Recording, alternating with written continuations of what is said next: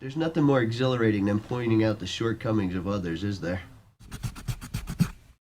This video is made possible due to those who support me on Patreon. And I'd like to give a big shout out to patrons Bedside Milk, Chris Hutchison, Cole V, Conrad Truitt, Dan Ray, Eric Navarro, Flake, Frame by Frame, John Deere, Jose Flores, Joseph Abrams, Josh Draper, Kyle Kramer, Mayfin, Majin Weeaboo, Ness Lee, Stephen Dillon, and Tyler Findlay. Thank you all for your support. Oh God, please don't. Shut up. Please, I don't want to die. I said shut up. I have children. No, you don't. But I might someday. All right, listen, look. I'm not gonna kill you. You're not? On one condition. Whatever you want, please. All you have to do, anything, is, oh God, tell me a single plot point from True Detective Season 2. What? Just a plot point from the entire season. Like just one thing that happens.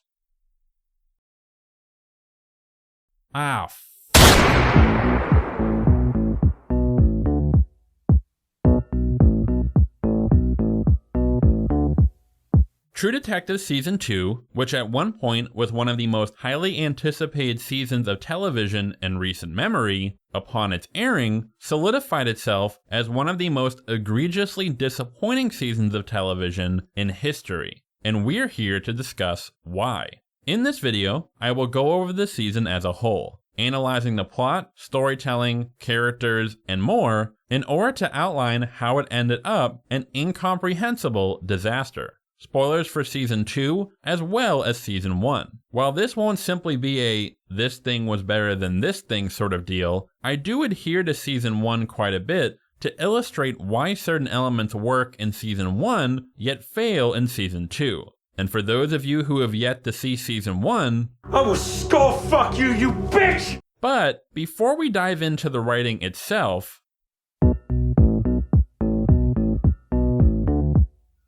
so, after giving it a few rewatches, Season 2 is not nearly as bad as its reputation may impress. It's more aggressively mediocre in most respects, with the end product being far less than the sum of its parts. I am not here to dispute its poor quality. However, I want to understand why. After embarking on a bender of rigorous first-rate investigation,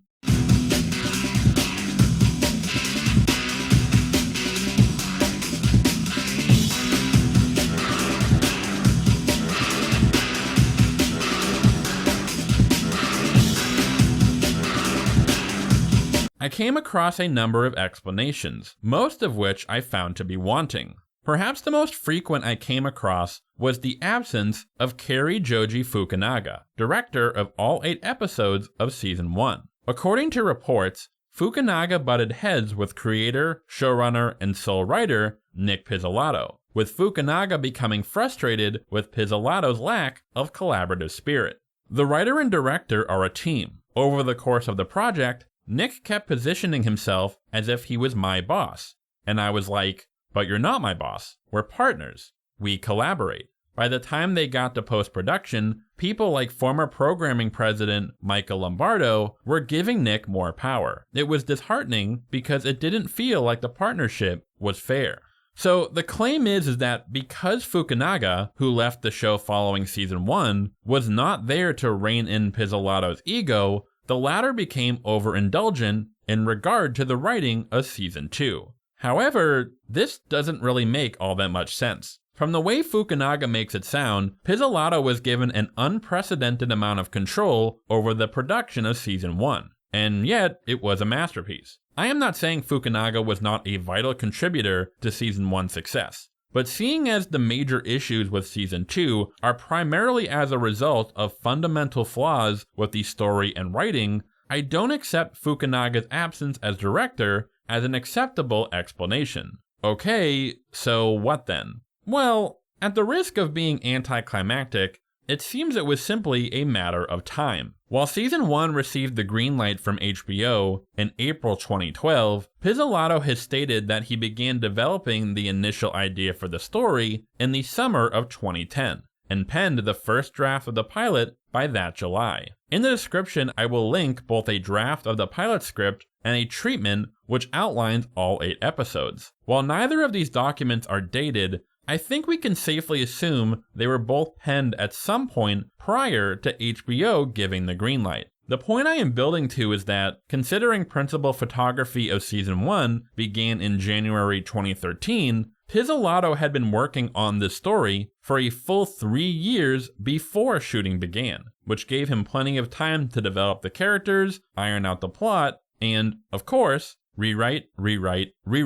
But now, let's take a look at the timeline for Season 2. HBO renewed True Detective for 2 additional seasons in January 2014, with Season 2 airing in June 2015, only 18 months later. But, of course, we must factor in production time, with principal photography of Season 2 beginning in November of 2014, a mere 11 months after it was greenlit. So not only did Pizzolatto have less than a third of the time to develop a completely new story with completely new characters all on his own, but he was inundated with the pressure of living up to the expectations set by one of the most acclaimed seasons of television of all time. Despite what some would call his stubborn insistence that he was to be the sole writer, Pizzolatto consulted his friend, novelist Scott Lasser, to help him with the writing for Season 2, which seems to imply Pizzolatto was struggling to do it all on his own. It's no surprise that Season 3, which aired 3.5 years following the conclusion of Season 2, received a much warmer reception, as Pizzolatto was given more time to develop the story, even if said story did borrow from Season 1 in terms of its narrative and structure to a fault. Again, this is not a defense of the quality of Season 2, but rather an explanation as to why it turned out the way it did. I think the simple answer is that Pizzolatto wasn't given enough time to properly flesh out the story, which isn't inept per se, simply underdeveloped. Thin characterization, heavy exposition, uneven pacing, all calling cards of a first draft. And that's what the season feels like, the first draft of a far better story. Honestly, I think this makes Season 2 that much more disappointing, since it had the potential to be something special. But alas, things didn't turn out that way, and thus, here I am to, while occasionally praise the season for where it goes right, mostly condemn it for where it goes wrong. And I find it is only proper to begin with where it goes the most so wrong. Even those who thought the hate train for Season 2 was overblown cannot deny that the plot is borderline incomprehensible. Vital plot points occur off screen or are delivered in blink if you miss it throwaway lines. There are at least 24 characters whose motivations are crucial to understanding the story, and there are even a handful of ridiculous coincidences and straight up plot holes thrown into the mix. The plot is so obtuse that even after watching the season through 4 times, reading the Wikipedia entries for each episode at least 12 times, and combing through Reddit threads to answer any lingering questions that remain, I still can't honestly say I know exactly how everything connects. But I'm gonna give it my best shot. A big thanks to Reddit user Tirtha2Shredder, who back in 2015 wrote a very thorough and detailed plot breakdown of the entire season, which helped me a great deal. I'm gonna try to keep it to the bare essentials and cut out anything I don't think is absolutely necessary. Feel free to go back and recap as needed if you get lost, and yeah, here we go. So while the show's main events begin in 2015, we actually have to start in 1992 to properly set the stage. So the names you need to know, ones that you are going to be hearing a lot, are William Holloway, Kevin Burris, Teague Dixon, and Ben Casper. All 4 were cops in the LAPD in 1992 when the LA riots occurred. The city was in chaos, and they decided to take advantage. Together, the 4 cops settled on a plan to rob a local jewelry store, Sable Fine Jewelers,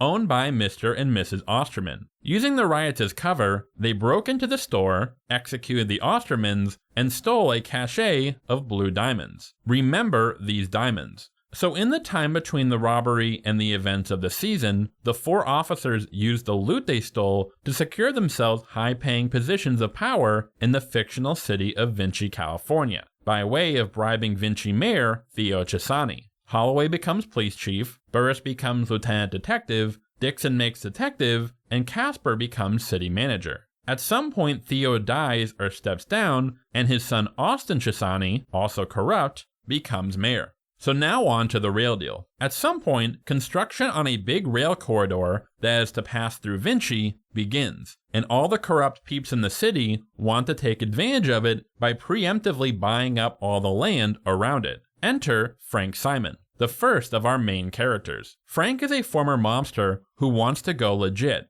and sees the rail deal as his chance to do so. So he works with Chisani and Casper to make it happen. These chodes use a waste management company to contaminate the land around the rail corridor so they can buy it for cheap. In order to buy into the deal, Frank needs $10 million.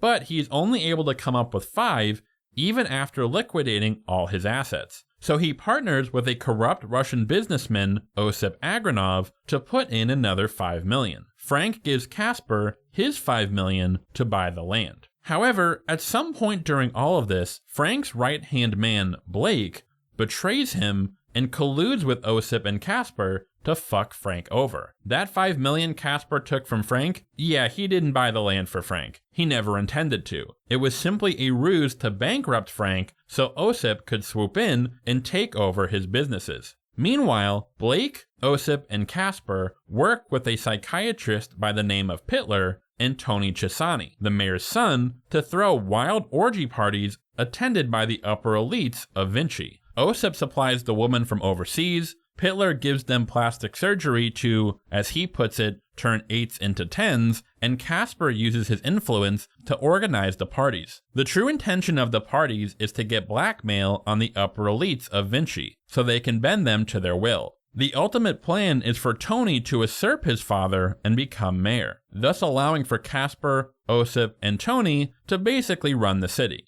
Okay, got it? Good. But then, Casper turns up dead. In response, 3 officers are assigned to investigate his death. Corrupt Vinci detective Ray Velcoro, Ventura County detective Annie Bezzerides, and California Highway Patrol officer Paul Woodrugh. If you recall, Holloway, Burris, Dixon, and Casper orchestrated the robbery in '92 and stole those blue diamonds, right? So now that Casper is dead, the other 3 are like, oh fuck, if those diamonds are found, we might be fucked. They ransack Casper's house, but can't find the diamonds. So Holloway and Burris assign Velcoro to investigate, hoping that his status as a drunken burnout will lead to him getting nowhere. But, just in case, they assign Dixon to keep an eye on Velcoro in order to ensure he, Holloway, and Burris don't get jacked up during said investigation. As for our other 2 leads, Bezzerides and Woodrugh are separately approached by State Attorney Catherine Davis and Attorney General Richard Geldof. Davis and Geldof are basically like, hey, we don't really care who killed Casper, but the investigation gives y'all a chance to look into the rampant corruption within Vinci, so yeah, keep your eyes open and let us know whatever the fuck. Meanwhile, Frank, after learning that Casper fucked him over, embarks on his own personal investigation to find out who killed Casper and recover his $5 million. So during their investigation, Bezzerides and Woodrugh check Casper's safe deposit box and, lo and behold, find the blue diamonds, which they turn into evidence. However, said diamonds later disappear. Gee, I wonder who was behind that. So now that they have retrieved the diamonds, Holloway and Burris decide to force an end to the investigation. So remember Geldof, the Attorney General, who along with Davis wanted Bezzerides and Woodrugh to look into Vinci corruption? So Holloway and Burris approach him and offer a deal. Geldof helps them make the investigation go away, and they will aid Geldof's run for governor, to which Geldof agrees. Burris gives some of Casper's valuables to a prostitute named Irina, and pays her to pawn them. The idea is that since Irina works for a pimp by the name of Lido Amarilla, once the detectives track down the footage of Irina pawning Casper's shit, they will presume Amarilla and his gang killed Casper in a simple robbery gone bad. However, before the detectives raid Amarilla's hideout, Holloway and Burris tip Amarilla off. So when the detectives arrive to take him in, it leads to a fucking ridiculous shootout where like half a dozen cops and like 15 civilians are killed. It's the most like fucking batshit stupid scene, whatever. Anyway, Amarilla and his crew are killed, after which he is blamed for Casper's death and the investigation is closed. So quick side note. So remember how Holloway and Burris assigned Dixon to keep tabs on Velcoro? So Dixon is killed during the Amarilla raid. And at first you think it was just bad luck. But it is later implied that Dixon was actually trying to fuck over Holloway and Burris. Like maybe he wanted the diamonds for himself. I don't know. It's not made clear. But the implication is that Dixon was set up to be killed probably by Burris with like a sniper rifle in a nearby building or something. So he shoots him and then, they must have got hit by Amarilla or something. Yeah, frankly, this is like fucking stupid and just adds more questions. Like, if Dixon was unreliable, like, why did Burris and Holloway assign him to keep an eye on Velcoro? How did they find out that Dixon was planning to fuck them over? Like, maybe Dixon wasn't fucking them over, and Burris and Holloway just killed him to make sure he could never fuck them over in the future? I have no idea. So anyway, 1992. Holloway, Burris, Dixon, and Casper rob the Osterman's jewelry store, kill them, and steal the diamonds. Years later, Casper is fucking over Frank in the railway deal with the help of Osip. Casper is then murdered. Velcoro, Bezzerides, and Woodrugh are assigned to investigate. Once the diamonds are found, Holloway and Burris make a deal with Geldof to set up Amarilla. Dixon is killed, Amarilla is killed, and Amarilla is blamed for Casper's death. And thus, the case is considered closed.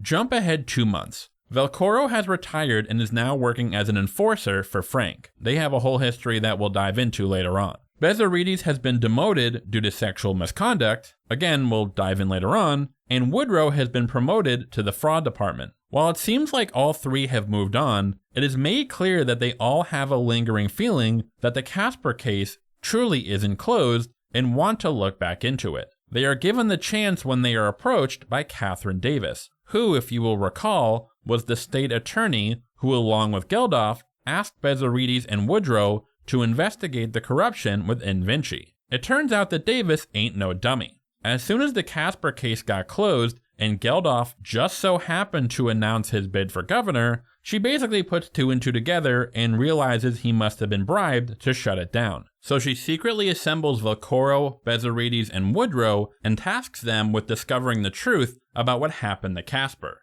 Meanwhile, Frank is still struggling to recuperate his losses and begins to catch on to how Casper and Osip were planning to fuck him over. So unfortunately, we need to take another quick detour here. So throughout the series, there is a seemingly unrelated subplot about a missing woman named Vera that Bezzerides is investigating. Vera's sister gives Bezzerides photos that were apparently sent to her from Vera. The photos show what looks to be parties attended by the upper crust of Vinci. Remember the parties that Casper, Osip, Tony, and Blake were organizing to get dirt on Vinci higher-ups? So yeah, this is that. In addition, there are photos of the blue diamonds. This all comes out later in a shitty exposition dump, so I'm just gonna run through it. Casper runs a bunch of girls that he uses to seduce the higher-ups of Vinci, but there was one girl that he himself liked above the rest. Her name was Tasha.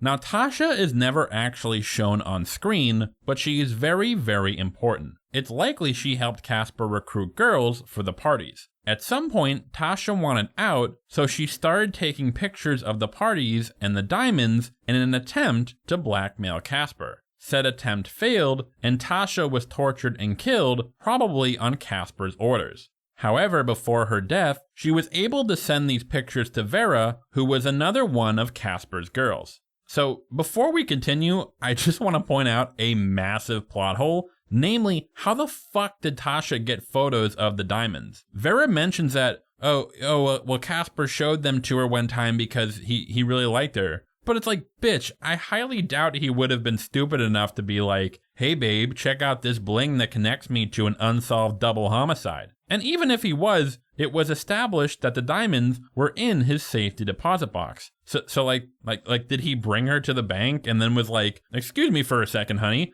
and then step out of the room and that's what gave her enough time to snap these pictures? Like, no, get fucked, suck my dick. So anyway, the discovery of the pics of the diamonds leads to Woodrugh investigating, which is where we the audience learn about the details of the 1992 robbery. And the pics of the parties is what tips off the detectives to their existence. Bezzerides goes undercover into one of these parties where she finds Vera, the missing girl. Meanwhile, Woodrugh and Velcoro sneak in and find documents which link Casper and the other Vinci higher-ups to the real deal. So at this point, it appears as if everything is mostly explained. Our detectives know about the robbery in 92, they know about the Amarilla framing, they know Burris and Holloway are dirty, they know about the parties, and they know about Casper and the real deal. And thus, Velcoro, Bezzerides, and Woodrugh are forced to go on the run, since the higher-ups know they stole the documents. It is here that the corrupt higher-ups start cleaning house. Holloway and Burris kill Davis and frame Velcoro.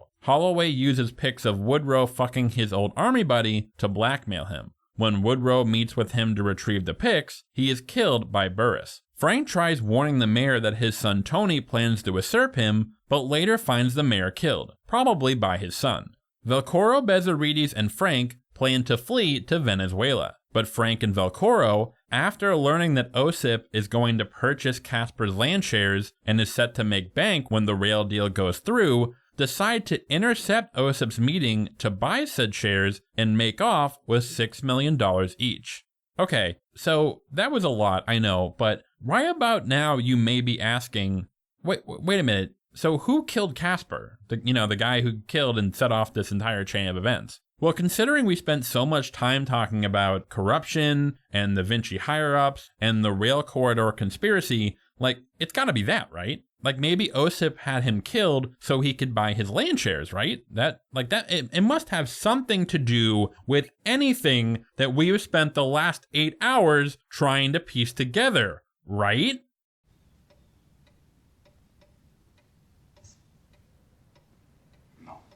So, remember the robbery, the 1992, the LA riots, the diamonds? Okay, so it turns out that the Ostermans had 2 children, Laura and Leonard, who were left orphans after their parents were executed. So yeah, they ended up getting separated and Laura found work as a prostitute, and then, in an inexplicable coincidence, got taken in by Tasha, Casper's #1 girl. Tasha told Laura about the diamonds for some reason, which led to Laura putting 2 and 2 together, and thus she realized Casper was one of the men who robbed and killed her parents. She tracked down Leonard years previous, and together they tortured Casper to get him to tell them who else killed their parents. But Leonard got carried away, and Casper was killed. Cool. Awesome. Has absolutely nothing to do with the real deal shit the season spends copious amounts of time detailing. Also, if this reveal wasn't silly enough, it is revealed that Casper was having an affair with Mrs. Osterman,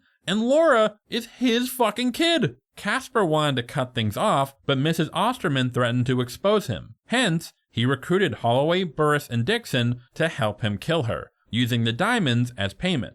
That is one nutty town.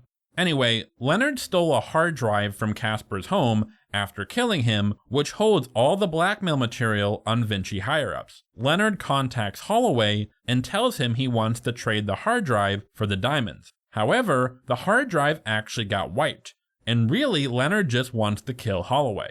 Velcoro tries to intercept Leonard to stop him from killing Holloway, fails tremendously, and both Leonard and Holloway end up dead. Bezzerides ends up putting Laura on a bus and tells her to fuck off. Come the finale, Velcoro and Frank end up blasting their way into the meeting where Osip is buying Casper's land shares. Frank kills Osip, and him and Velcoro split the $12 million and attempt to flee to Venezuela. However, Velcoro ends up getting killed by Burris and his men, and Frank gets killed by a Mexican gang who he fucked over earlier in the season. I didn't go into it because we're already talking about a lot of shit. So in the end, Woodrugh, Velcoro, and Frank are dead. While Holloway, Casper, and Dixon were ultimately killed, Tony becomes mayor, and Burris faces no repercussions. However, the final scene shows Bezzerides, having escaped to Venezuela, passing evidence of all the Vinci corruption over to an LA Times reporter. The implication being that eventually the truth will be exposed.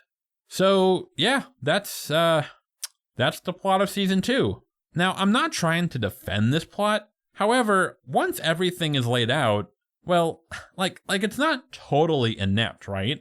Way too many characters? Absolutely. Overly contrived plot turns and needless complexities? You betcha. But all in all, it is a pretty standard, if derivative, city corruption story, right? The reason I bring this up is that I actually think blaming the plot for the failure of season 2 is slightly misdirected. The plot is stupid, sure, but I argue that most who criticize the plot are actually criticizing a deeper issue, which is...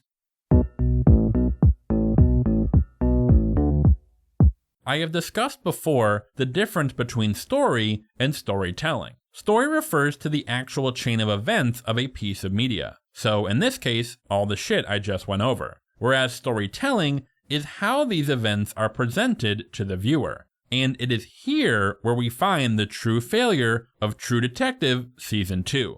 At the risk of sounding hyperbolic, Season 2 may be one of the most poorly paced pieces of media I have ever seen. I love me some slow burn storytelling, but holy fuck. For perspective, in Season 1, our lead detectives arrive at the scene of Dora Lang's murder within 4 minutes of the pilot. In Season 2, our main characters don't even discover Casper's body until the end of the first episode. Now, if this were a regular series, this might not be that bad.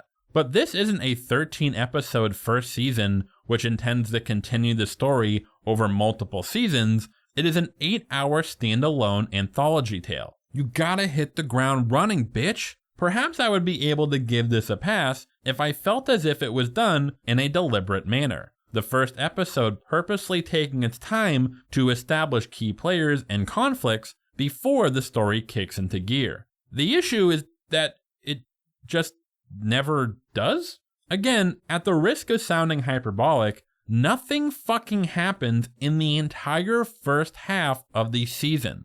Our characters do stuff, they talk to people, but at no point does it feel like they are getting closer to an answer. It simply introduces more characters and more layers to the story, and then more characters and more layers, without we the audience feeling as if we are closing in on the solution to the mystery. If anything, shit gets way more confusing and obfuscated as things go on. The best way I can describe it is that the entire first half of the season feels like one giant first act. Like it's just setting up the pieces on a chessboard before anyone is allowed to make a move. Given that we are working with 4 main characters instead of 2, and the fact that the plot is so convoluted with a fuck ton of secondary characters, I get that you need time to introduce everyone and illustrate how they all fit into the story, but gee, I don't know. If it takes you 4 hours to do so, maybe this is a sign that you need to edit your shit down there, huh, Nick? You ever think about that? You ever once think about that? To compound the audience's frustration, there is a palpable lack of storytelling causality. This is something Season 1 utilizes very well. Our detectives investigate a lead, learn information, they act on said information, which leads them to another lead. Even if the pacing is slow, there is still a clear forward momentum to the story. But in Season 2, said momentum is nowhere to be found. Our detectives will investigate a lead only for it to go nowhere. Investigate another lead only for it to once again go nowhere. The scenes rarely lead to or connect to one another. They simply exist to introduce characters and or plot elements that will become pertinent later on, thus making every action made by our detectives feel extremely contrived. But hey, if the first half of the season is all set up, that must mean that the second half will be all payoff, right?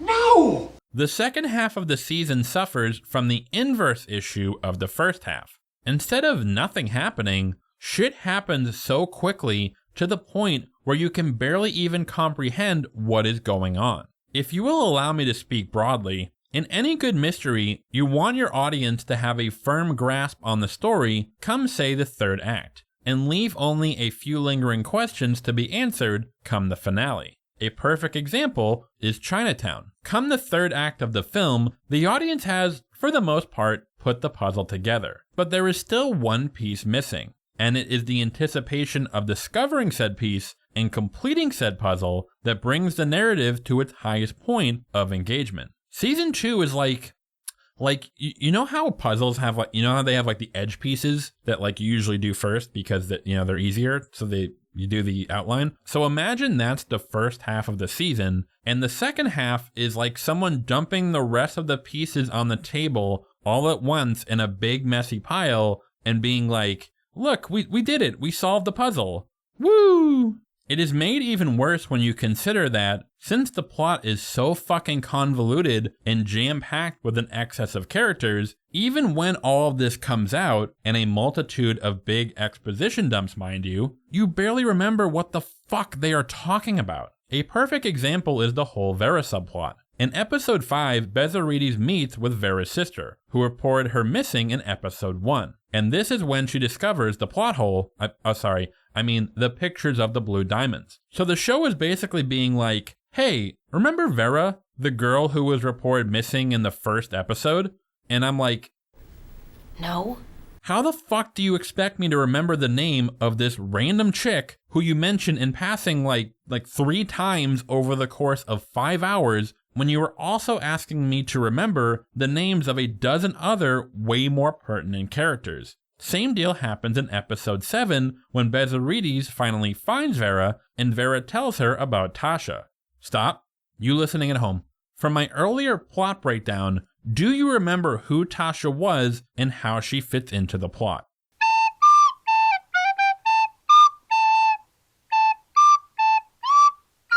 That's what I thought. Shit, even if you did, that was like, 10 minutes ago? Now imagine remembering who she is when she is brought up in episode 7 when her name is last spoken once in episode 4. To make matters worse, she never even shows up on screen. We don't even get a picture of her to put a face to the name. And then to add the arsenic-flavored cherry on top of this shit sundae, the season spends so much of its back half detailing the rail corridor conspiracy, only to reveal in the finale that Casper's murder had nothing to do with it, and that the 2 orphans from the 1992 robbery did it out of revenge. Not only does this make all the time we spent trying to piece together the railway plot seem like a waste, but Velcoro just kind of figures it out randomly. Like he's straight up just sitting there and is like, hey, maybe the chick who we talked to twice is Laura, and that random set photographer we spoke to once while investigating a movie set is Leonard. Sure, yeah. It really feels like Pizzolatto had no idea how to tie it all together, so he just had Velcoro have like a random epiphany. Like seriously, we're shown a photo of the kids, and I guess the idea is that Velcoro recognized them as the assistant and photographer, but no. He also says they looked alike, and I guess kind of. However, it's also established they don't have the same father, so would they look all that much alike? I don't. Also, it is implied Velcoro put 2 and 2 together because he saw them talking at the movie set in episode 3. Except, no, he didn't. There is this shot with Laura walking towards Velcoro and Bezzerides, and you can see Leonard in the background, but we never actually see them talking. I wonder if Pizzolatto thought if he showed them talking, it would be too obvious of a twist, but A, given all the other crap the audience has to keep track of, most would have probably forgotten about it, and B, I would much rather that than having it sprung on me in such a contrived manner. It gets even worse when Velcoro and Bezzerides go to confront Laura and Leonard. So throughout the season, we are given glimpses of someone, later revealed to be Leonard, dubbed Birdman, since he shoots Velcoro in episode 2 while wearing like a sparrow mask, I think. And then in episode 3, we see the same guy burn the car that was used to transport Casper's body while wearing some other kind of mask. I don't know what it is. And then in the finale, after Velcoro and Bezzerides go to confront Laura, Velcoro looks through the window of her place and both masks are just sitting there out in the open. Way to cover your tracks, dog. Shit. Now, to be fair, many did criticize season 1 for something similar. How in the finale, Marty cracks the case in an epiphany-like manner. However, 1, earlier in the season, Marty speaks of what is known as the detective's curse. How a detective can be so caught up with a particular theory that they may miss something right in front of them. So at the very least, I appreciate that it was set up in this manner. It makes it feel purposeful rather than lazy.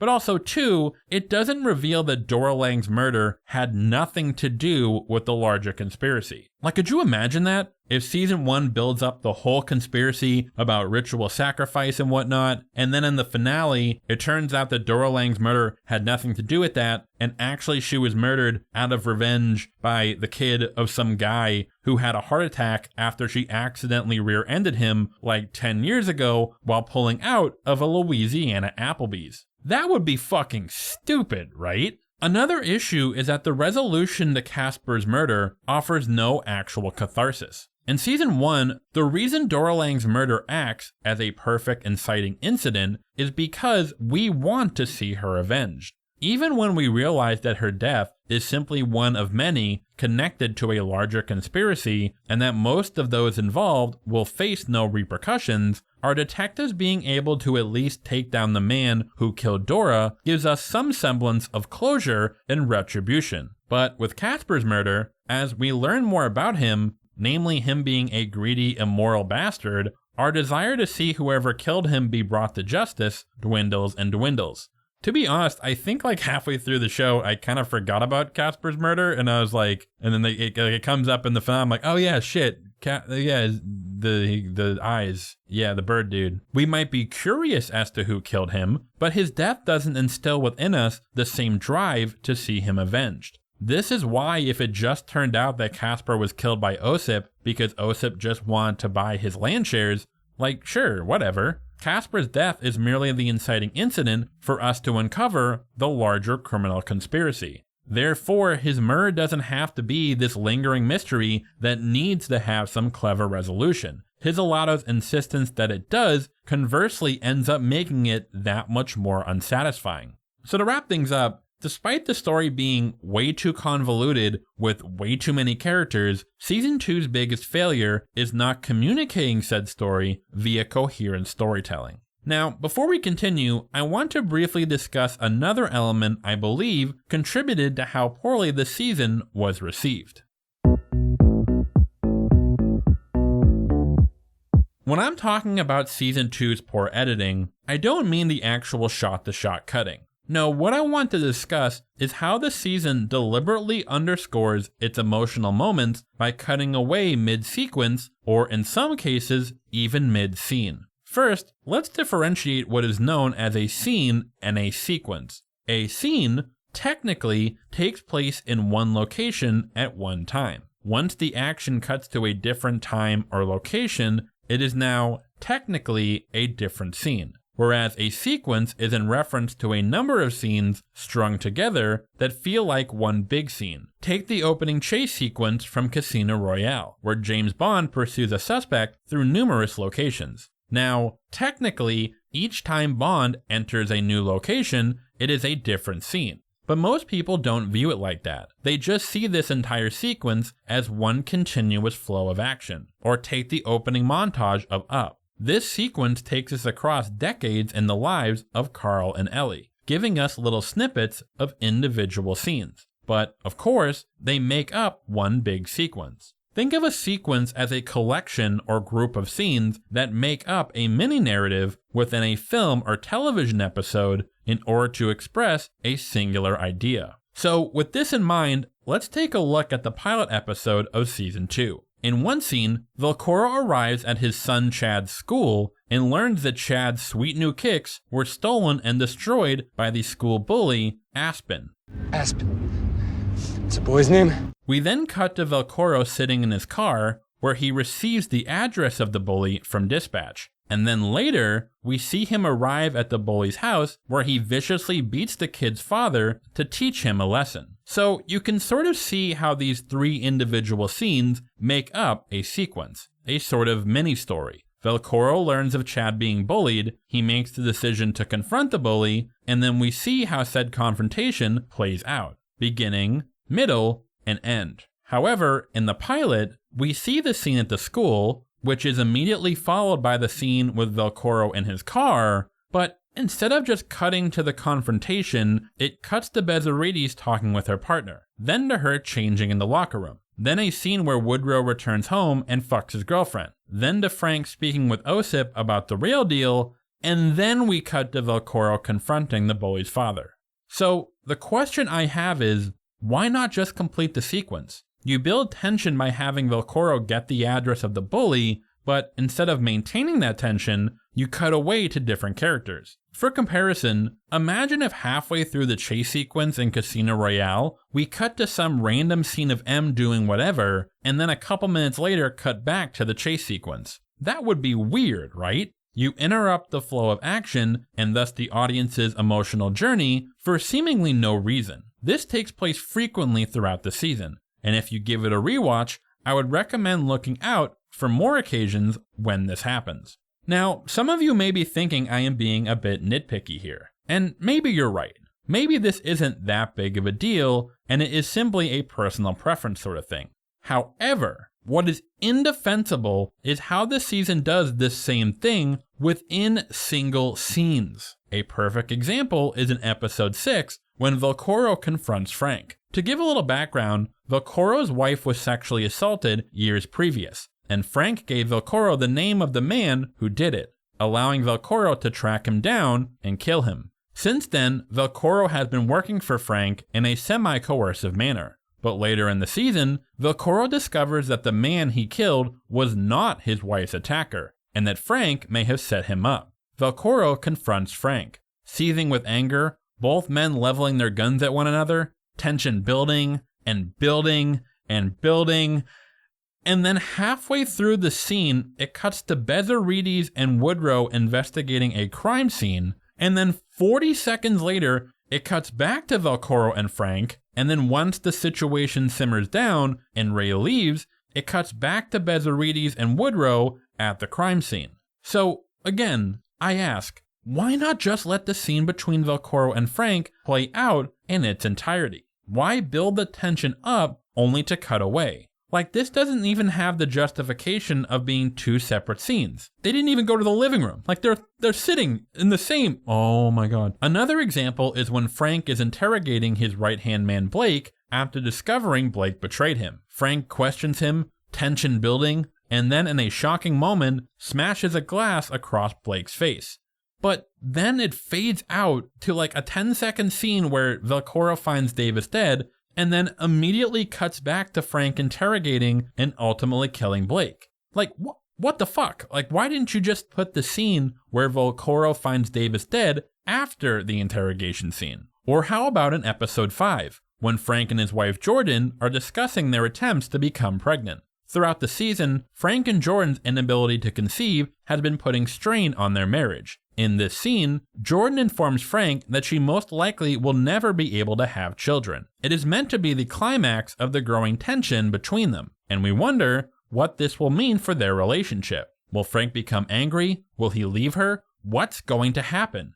But then, right in the middle of the fucking scene, it cuts to Woodrugh having dinner with his girlfriend and her mom, where nothing happens, only to cut back into the scene with Frank and Jordan. The fuck is this? It's as if the story doesn't want you to sit with the emotions. As soon as it begins to have some sort of emotional impact, it cuts away, only to cut back, but now any emotional buildup is gone. Sincerely, I have no idea why they do this. However, perhaps the most egregious instances of this batshit editing is when it occurs during the death sequences of 3 of our major characters. In episode 7, Woodrugh meets with Holloway to get back the pictures of him fucking his homie. Shit goes bad, and Woodrugh ends up getting into a firefight with Holloway's bodyguards. But then, right as Woodrugh is being pursued by the bodyguards, we cut to a 4-minute scene of Velcoro and Bezzerides just talking, and then cut back to Woodrugh being pursued by the guards, only to be killed come the sequence end. What the fuck? Why didn't you put this scene before the meet so you could allow the firefight sequence and Woodrough's death to play out as one interrupted sequence? Why did you allow the tension you built up to plummet off a cliff? And now on to the finale. Frank is left bleeding out in the middle of the desert by the Mexican gang he fucked over. As he tries to make his way across the barren landscape, he is haunted by visions of people from his past. his father berating him, a group of bullies chastising him, being confronted by his traumas, his regrets, his ghosts, until he finally comes to a vision of his wife, relieved he made it, only to realize he is already dead. It is a surprisingly captivating sequence. Well, it would have been if the show just let it play out instead of constantly cutting back and forth with Velcoro being hunted through the forest by Burris, making his final stand and being killed in a blaze of gunfire. I guess the editors thought that cutting between their deaths was meant to be poetic or something, but it just doesn't work. Frank's death sequence is meant to be one of slow resignation. We, the audience, are forced to bear witness to him refusing to submit until he is unable to go on. It is quite a powerful sequence in and of itself. Whereas with Velcoro, it is more of just the traditional action sequence where he fights off Burris and his men. So therefore, we keep jumping back and forth between emotional states, from solemn resignation to pulse-pounding action, to tragic acceptance to guns blazing. In contrast, Season 1 rarely had this issue, since the narrative focuses almost exclusively on Rust, Marty, and their relationship. Thus, there weren't half a dozen other storylines and plots to keep cutting back and forth to. Regardless, Season 1 was not silly enough to deliberately cut away in the middle of a sequence or scene. Case in point, perhaps the most famous sequence from the season where Rust, while undercover, accompanies members of the Iron Crusaders on a raid to rob a rival gang. The sequence is 6 minutes long and is presented as a single unbroken shot. Interesting to note that, despite my earlier comments in regard to the conflict between Pizzolatto and Fukunaga, Pizzolatto initially scoffed at the idea of the long take, and it was Fukunaga who pushed for it. Obviously, the sequence is a feat of technical brilliance, but it isn't simply meant to be a flex by the filmmakers. Rather, it adds to the emotions of the scene. It is meant to put us in Rust's headspace, trapped, vulnerable, thrust into a chaotic, deadly situation with no means of escape. By staying with Rust in an unbroken shot, we are able to feel what he feels. By cutting away during Woodrugh's gunfight in the subway station, or Velcoro's chase through the trees, we are not given the chance to really absorb their fear and exhilaration. By cutting away during Frank's final walk, we are not able to fully experience his painful, futile struggle. So yeah, while the convoluted plot and subpar storytelling are the big reasons as to why the season fails, I'd argue the editing plays a role as well, as it strips from the story any substantial emotional or visceral impact. Now, before we move on to the characters, there is one other element of the season I'd like to discuss, due to it being, for better or worse, its most memorable. Okay, look, I get Pizzolatto was going for that, the hard-boiled noir-esque feel, and hence wanted the dialogue to emulate that, but, I used to want to be an astronaut, but astronauts don't even go to the moon anymore. Maybe you were put on Earth for more than fucking. Everything is fucking. He looks half anaconda and half great white. And what do you know about being healthy? When you walk, it's like a racer's clapping. God forgive me for misreading what subtle clues you embed for me in your limp dick, which is as wishy-washy as your fucking mood. Those moments, they stare back at you. You don't remember them. They remember you. You know that expression about flies and honey? The fuck do I want with a bunch of flies? Well, you don't have flies, you can't fly fish. You pull off that e-cig. I tried one once. Felt like it was smoking me. Maybe it was just a little too close to suck a robot's dick. I don't know.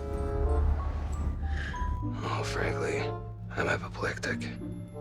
I'm feeling a little apoplectic myself. Again, I would most likely attribute the absolutely batshit dialogue to a lack of time. Since Pizzolatto was struggling to churn out the scripts, he didn't have enough time to fully polish the dialogue. Regardless, the dialogue is as it is in all its esoteric weirdness, and no more so than with Frank, who more than any other character says some of the most out-of-pocket shit I have ever heard. Never do anything out of hunger, not even eating. Something's trying to tell me that it's all paper mache. Shouldn't a reasonable man infer from Osip's arrival and departure and fucking failure to make good on our terms as being connected not just to Casper, but prefiguring Casper? In a causal sense? Guy's been around less the last 3 months than my wife's period. You don't direct me. K-San, motherfucker. I'm Chinese. Then go stand in front of a fucking tank. That's one off the bucket list. Mexican standoff with actual Mexicans. The present from the stork are gonna be what they call moot points. All right, Frank. It's like, blue balls in your heart. And I never lost a tooth. Never even had a fucking cavity. Thankfully, Frank's nonsensical idioms bestowed upon Season 2 its most valuable cultural contribution, Vince posting, which some of you may remember was a 4chan thread where people would make up their own stupid-ass sayings in the vein of the show, and indulging in them was the most enjoyment I got out of the season by a country mile. They say life's like a box of chocolates, Ray. You can shove that dog and pony show up your ass. The truth?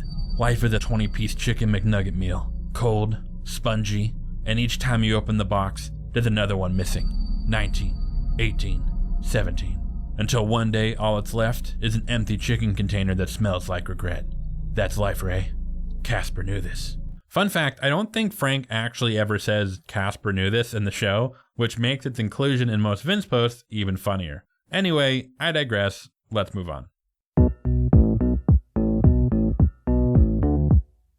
I think I can confidently say that Season 1's success can be mainly attributed to its character work. The plot was serviceable, engaging, but wasn't anything above and beyond. The true merit of the season rests on the shoulders of Rust Cole, Marty Hart, and their relationship. The season acting as a fucked up twist on the buddy cop archetype.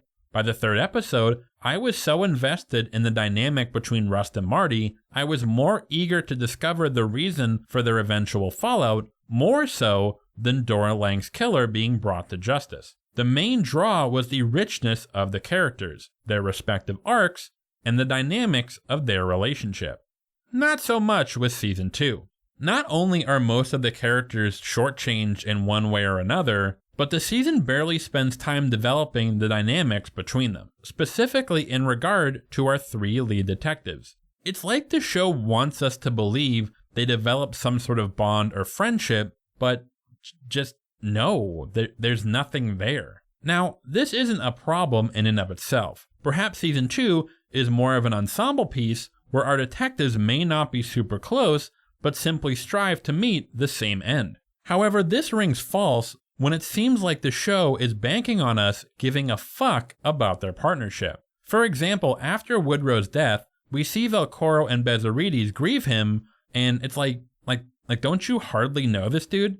I get you can still feel bad, but the show seems like it is insisting that this is meant to be a bigger emotional beat than it objectively is. Also, it's weird. They keep having Velcoro and Bezzerides refer to Woodrugh as the kid, like denoting he is substantially younger than them, but Taylor Kitsch is only 5 and 3 years younger than Colin Farrell and Rachel McAdams respectively, and he has super masculine features, so it doesn't come across as if he's meant to be like, some fresh out of the academy youngin' or whatever. So that was weird for me. And then they try making the romance between Velcoro and Bezzerides happen towards the end of the season, but it feels so forced and unnecessary. The only decently developed dynamic is between Velcoro and Frank, which we will discuss later. But hey, maybe each individual character's arc is interesting in its own right.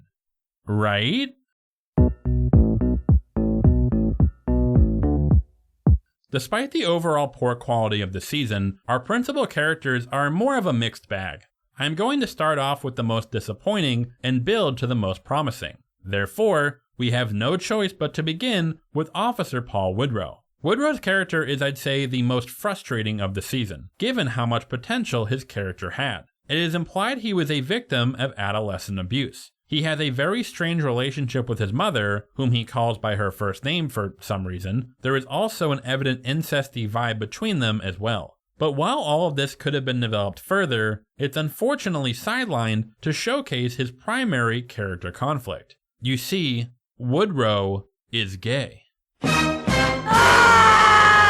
Yeah, that's basically it. He spends most of the season just whinging about his desire to fuck dudes. Not only is the self-loathing gay such a tired archetype, even more so considering I just did my analysis on The Shield, in which the character Julian's single primary character trait is his self-hatred about being gay, but the show never goes into why Woodrugh is so pressed about it. Like, at least with Julian, it is established that he is in turmoil due to both his devout faith and the homophobia perpetuated by his fellow officers. But with Woodrugh, there is no reason given. There is even one scene where Woodrugh tells Dixon, completely unprompted, a made-up story about how a guy at the bank tried hitting on him and he almost beat him up. I suppose this was an attempt to bolster his heterosexuality, because nothing screams true masculinity like committing a hate crime, but Dixon, who if you recall is a corrupt, murdering piece of shit, could not possibly care less. On this one, the bank, tried like hitting on me. Almost clocked the guy. Yeah? Why would you do that? The closest we come to understanding why he hates himself for being gay is a speech he gives to Velcoro about wanting to be a good man, which I guess is meant to imply he is shameful of his sexuality due to toxic masculinity or cultural stereotypes, okay. What's even more frustrating is that the show introduces a far more interesting aspect of Woodrugh's characterization, only to reduce it to a footnote. It is established that Woodrugh is a veteran of the war in Afghanistan, and was employed with a private security company known as Black Mountain, which is an allusion to the real-life military contractor company Blackwater, who have been involved in a number of overseas operations of questionable legality. While the details of what Woodrugh got into during his time with Black Mountain are never elaborated on, it is highly implied he was involved in some fucked up shit. Okay, so the season's going to explore Woodrugh struggling to reconcile the morally dubious actions he committed under the guise of patriotic duty, despite the psychological trauma they inflicted upon him, perhaps giving us a realistic portrait of the effects of post-traumatic stress disorder? On the contrary, Woodrugh hardly seems bothered at all by his actions overseas. I can accept war crimes, but I draw the line at sex with men. My favorite shot in the entire season is probably when after Woodrugh takes Viagra in order to fuck his girlfriend, she starts blowing him, right? And like this super ominous music plays while he's getting sucked dry, and it's just so funny. Perhaps the most depressing thing about Woodrugh is that he never achieves any sense of self-actualization. He ends up being killed after meeting with Holloway, who threatens to expose him. Perhaps with evidence of the questionable acts he committed overseas? No, just pics of him fucking his old squad buddy. Dude could have just told the truth and leveled with his pregnant fiancée, but no. I understand his story was meant to be a tragedy, but given the lack of any substantial characterization, it makes his entire character feel like a lamb led to slaughter. Yet another gay character whose fate is used to generate contrived sympathy. Taylor Kitsch did a really good job with what he was given, but it didn't seem like his character was given the respect he deserved. Like Woodrugh, Bezzerides also strikes me as a character who was mostly phoned in. Most of her characterization is rather surface level. We learn she grew up in some sort of hippie-ish commune, her mother either committed suicide or abandoned her when she was a girl, she has a strained relationship with both her father, who runs some sort of chakra whatever center, and her sister who works as a cam girl. She's handy with knives, always on the ready to cut any man who crosses her. She has a number of vices, gambling, drinking, and sex addiction, all of which point to some sort of trauma in her past. Now, at first, I thought they were going to delve into the commune lifestyle she grew up in. Bezzerides mentions that of the 5 children who grew up in said commune, 2 committed suicide and 2 ended up in jail. So I was like, okay, maybe we will learn what it was about the commune lifestyle that led to such horrid outcomes. It's even established that her father had a run-in with Casper and some of the other major players of the plot years back. so maybe they will have it all come together in some interesting way? Actually, no, she just got molested when she was a girl by Bob Seger, apparently. During the sequence when Bezzerides attends one of the sex parties, she is forced to take Molly and recollects her childhood kidnapping and molestation at the hands of a drifter years back. Because if a female character needs a tragic backstory,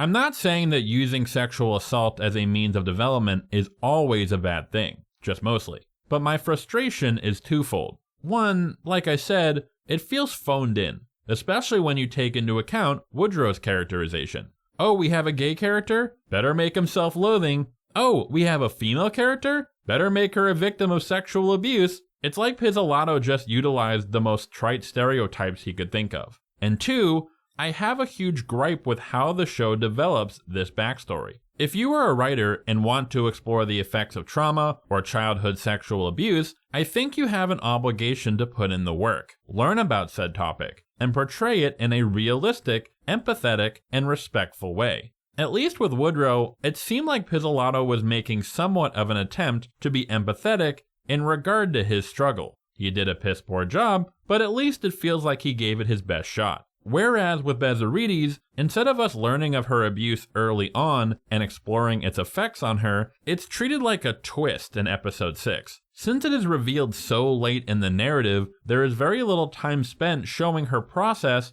or come to terms with it.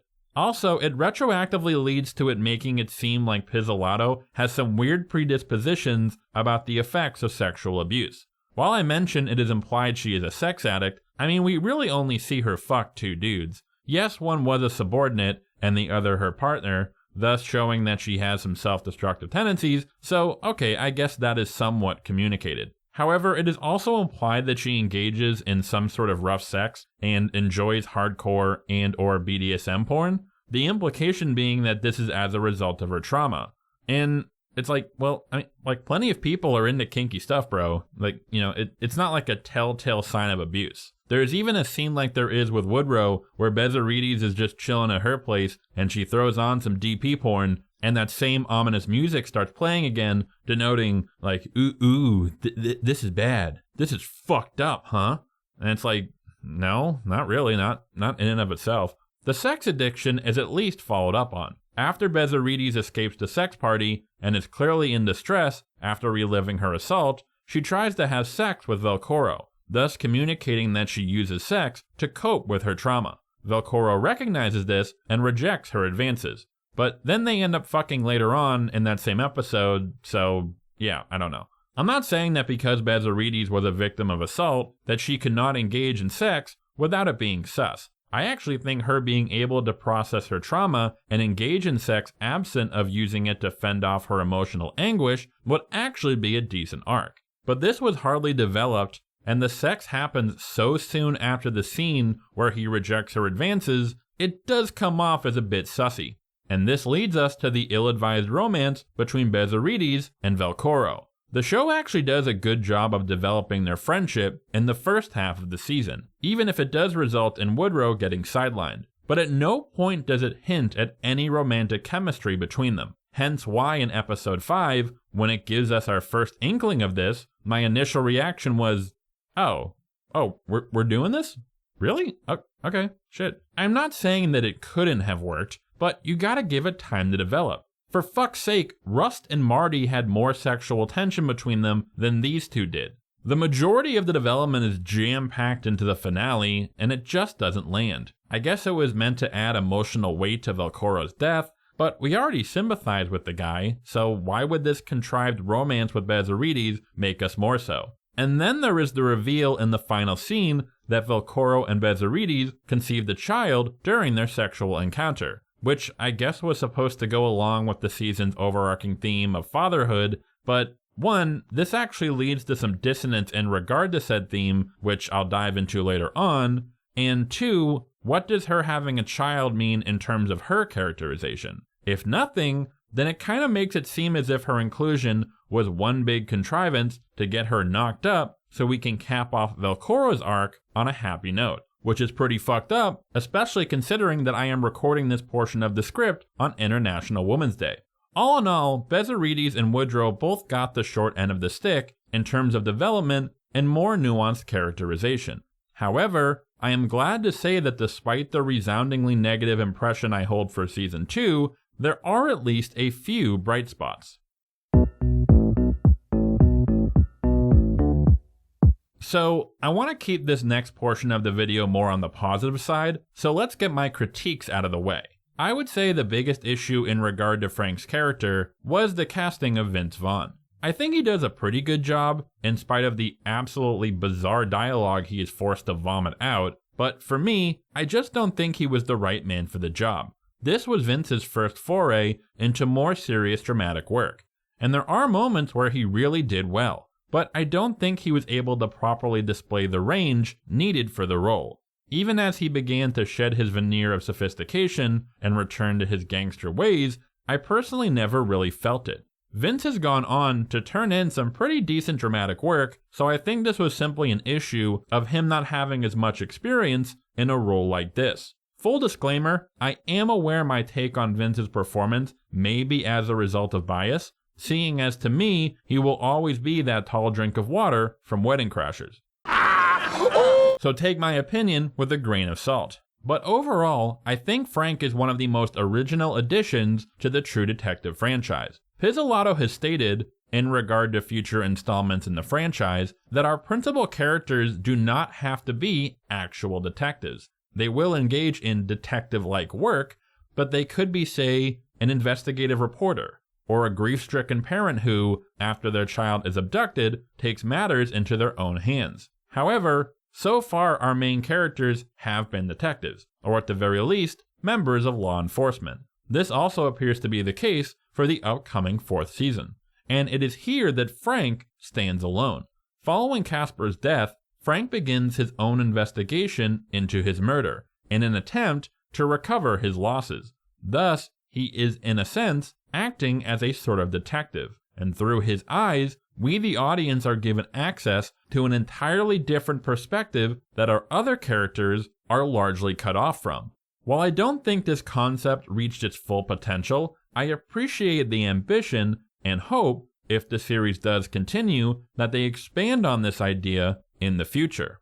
Frank's arc itself is pretty solid, as we see him, despite his prior commitment to his wife Jordan to leave behind his old ways, must resort to said ways in order to have a chance at leaving them behind once and for all. His character regression is paced well. He begins by simply revisiting his old contacts for information, but soon resorts to laying down the law to be taken seriously, and later killing his own traitorous men. Seeing as the arcs of most of the other characters are either poorly executed or non-existent, it was nice to see some level of competence when it comes to Frank's characterization. Perhaps the strongest aspect is Frank's relationship with Velcoro. Prior to the events of the season, Frank approached Velcoro and gave him the name of his wife's rapist, with we the audience assuming he is doing so to try and attain leverage over him, which is seemingly confirmed when we jump to years later and Velcoro is acting as Frank's errand boy. However, Frank's actual motivations are not so clear. While we later learn that the man who Frank told Velcoro was his wife's attacker was in fact not said individual, we then learn that Blake simply gave Frank the name of a man whom he was on bad terms with. Thus, Frank truly believed he was sicking Velcoro on the man who assaulted his wife. However, the question remains, did Frank do so out of some sincere moral principle, or did he simply see it as a chance to wrangle himself a man on the inside? It is a question that is left to simmer, which really suits Frank's ambiguity. This extends to how the relationship between Frank and Velcoro is developed.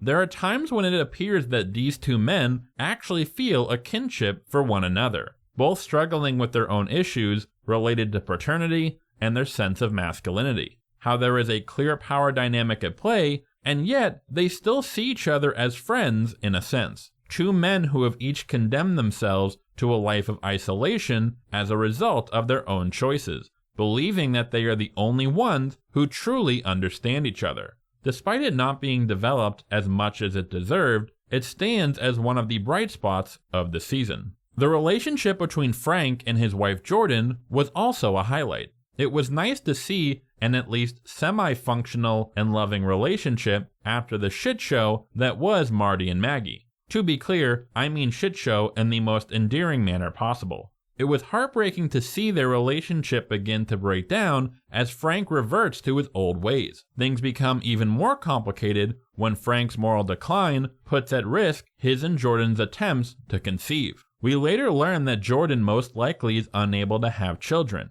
yet Frank is staunchly against adoption, which Jordan suspects is as a result of the abuse he endured at the hands of his father. Like with Woodrugh's shady past with Black Mountain, I think this aspect of Frank's character is by far his most interesting, but is only touched upon briefly. I would have loved to dive deeper into Frank's psychology in regard to why he is so committed to leaving behind his legacy to a child of his own blood, and how this ties in with his father and his general view of masculinity. I'd say one of Vince's finest scenes comes when he consoles the son of one of his henchmen who was killed, him acting as a sort of surrogate father, if only for a brief moment. We, the audience, hope that he will be able to see past his own limitations and live happily with Jordan. But sadly, this does not come to pass, as after he takes revenge on those who crossed him and seeks to flee the country to meet with Jordan, he is intercepted by the gang of Mexicans he crossed paths with earlier and is left to die in the middle of the desert. Frank painfully struggles across the barren wasteland, the fortune he has amassed in the form of diamonds in his suit jacket, as he is faced with all of his trauma, all of his regrets, before succumbing to his wound and dying alone. A man who tried, yet failed, to outrun his past. Again, Frank's arc isn't all that original, but it gets the job done and is one of the most coherent of the season. Though granted, that isn't saying all that much. However, now it is time to explore, at least in my opinion, the season's crowning achievement. Like a beacon cutting through a dense fog of nonsense and mediocrity, we finally arrive at Detective Ray Velcoro. At the time of Season 2's release, I wasn't exactly a super fan of Colin Farrell. To me, he was just that Irish fuckboy who played Bullseye in Daredevil. But holy shit, did Farrell nail this role, perfectly embodying a tortured man constantly on the verge of exploding into a violent frenzy, plagued with self-hatred and despair, desperate to hang on to the only thing in his life that gives him any meaning. As mentioned, years prior to the event of the season, Velcoro's wife was assaulted and gave birth to a son, Chad, 9 months later. Thus, it is strongly implied that Chad is the product of said assault. Frank gives Velcoro the name of the man who assaulted his wife, which facilitates Velcoro hunting down and murdering the man. However, this would prove to be his most self-destructive action, as not only do we later learn that the man he killed was not the man who assaulted his wife, and not only did this lead to Frank holding this against Velcoro, allowing him to use him as his errand boy, but it destroyed his marriage, which in turn strains his relationship with Chad, ultimately leading to Velcoro's wife petitioning for sole custody, hanging a paternity test over his head if he doesn't comply. I have mentioned before that good storytelling is all about torturing your characters, making their worst nightmares come true.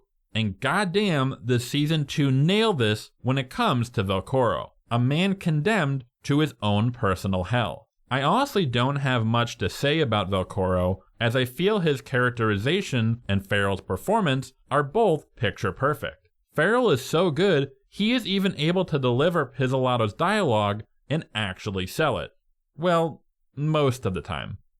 You like to bully kids? Ass, pen.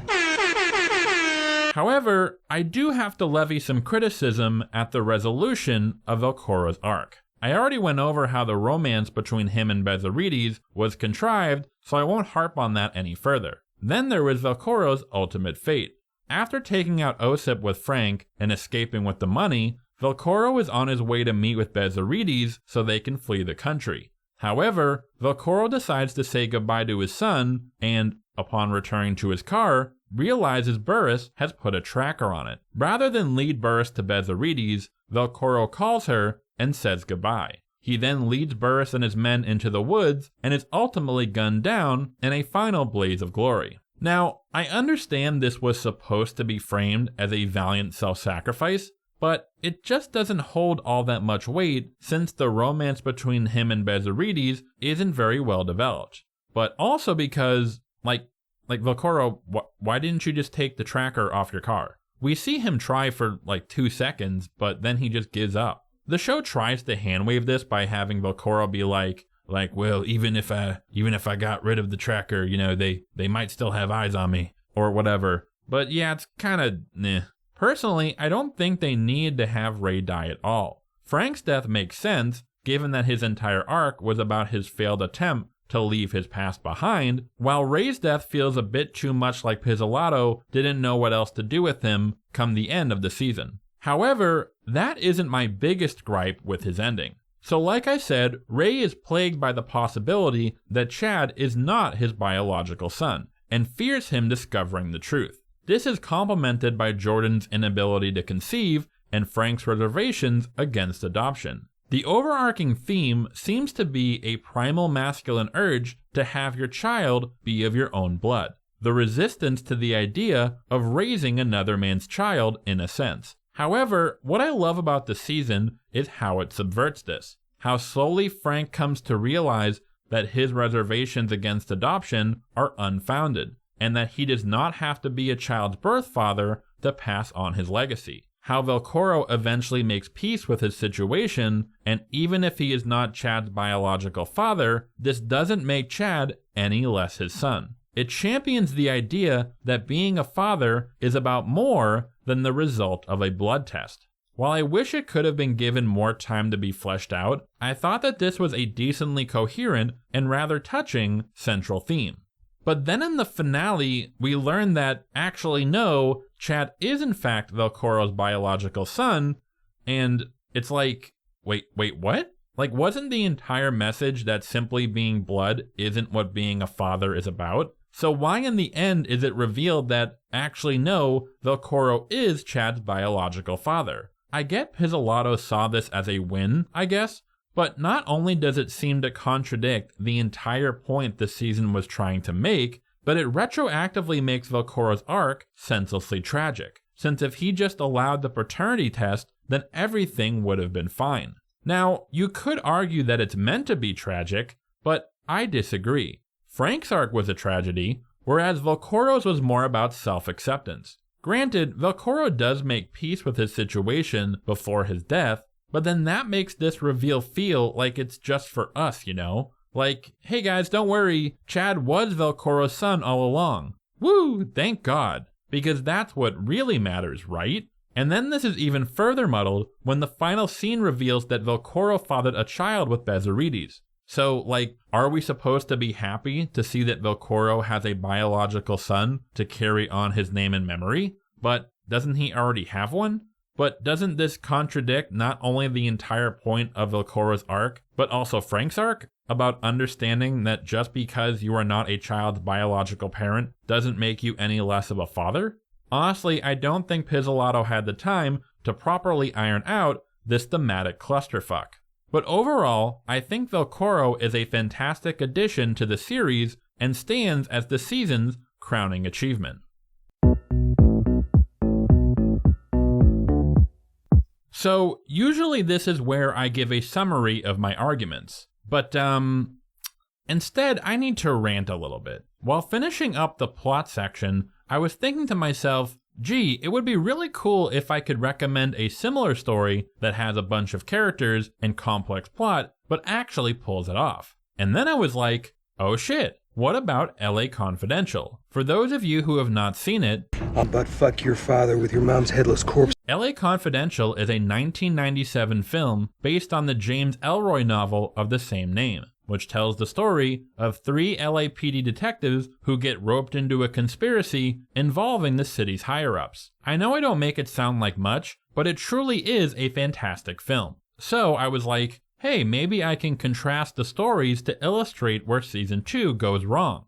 But then I gave LA Confidential a rewatch, and I couldn't stop asking myself, did Pizzolatto rip this shit off? Let's start with the surface level similarities. The West Coast setting, 3 detectives who come together to solve a case, corruption within the highest levels of the city bureaucracy. Well, hang on, those are pretty standard archetypes of the noir genre, so that's a bit unfair. However, then there are more specific similarities.